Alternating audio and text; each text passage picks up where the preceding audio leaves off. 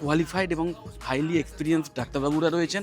সেই কলেজের ইনফ্রাস্ট্রাকচারও কিন্তু কোনো অংশেই কম নয়। সেই কলেজেও যে সমস্ত ল্যাবসগুলো দরকার বা যে হসপিটালের সঙ্গে কানেকশানের দরকার এই কলেজের সঙ্গে এবং হসপিটালের, সেইগুলোও আছে। এবং সেই হসপিটালে যে রোগীর বিভিন্ন যে পেশেন্ট আসবে, যেখান থেকে স্টুডেন্টরা এক্সপিরিয়েন্স গ্যাদার করবে বা হাতে কলমে যে কাজটা সেটা বিভিন্ন সিনিয়র ডাক্তারবাবুর আন্ডারে থেকে শিখবে, তার ফেসিলিটিও কিন্তু আছে।